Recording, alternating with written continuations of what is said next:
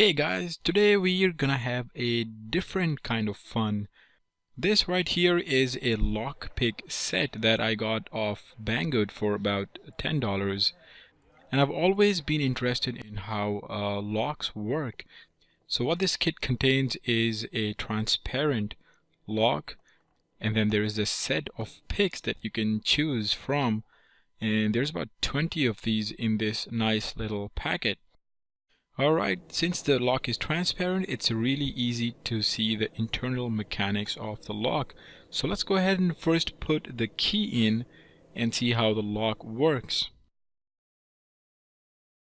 So you see this little shaft down the middle, the round shaft is actually the shaft that turns and opens the lock. The lock is opened by releasing this spring which is right next to the lock, but the spring is only released when the shaft turns. Now to make the shaft turn, there are these little pins that hold the shaft in place by actually protruding inside the shaft and preventing it from rotating. So when the right key is inserted inside, it pushes the pins out just enough to release the shaft, and then you can rotate the shaft and release the spring and the lock.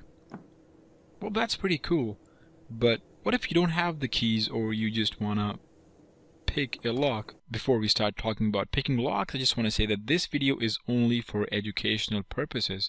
I don't want you to go about picking your neighbor's locks. Alright, so let's try to do the same with a lock pick.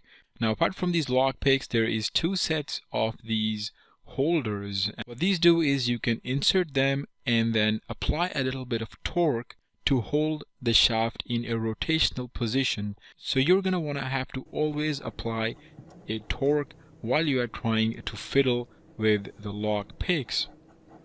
So now let me insert it inside the lock and hold it with one hand. And with the other hand, I'm just going to try and fiddle with the pick and try to push the pins outside. Now you can see clearly that as I push through the pins, some of them start to come out.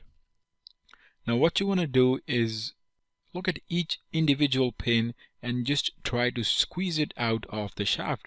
And once a pin squeezes out of the shaft, you're going to hear a clicking sound to ensure that the pin is out of the shaft. And just like that, I can turn the pick and voila, look at that.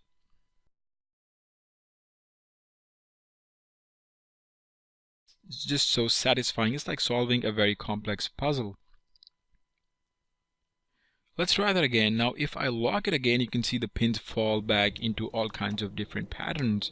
And now if I hold my torque tool and with the lock pick, I just fiddle around and try to see which pin is holding the lock and then try to squeeze it out. Now it might take you some time, it might take you some trial and error to choose the right pick. Once you get the hang of it, it's actually just a matter of seconds that you solve the puzzle. Now just like that, you can rotate the shaft and it just opens the lock. Now it's getting really easy for me to get this transparent lock open. So let's step up the game and try something more difficult.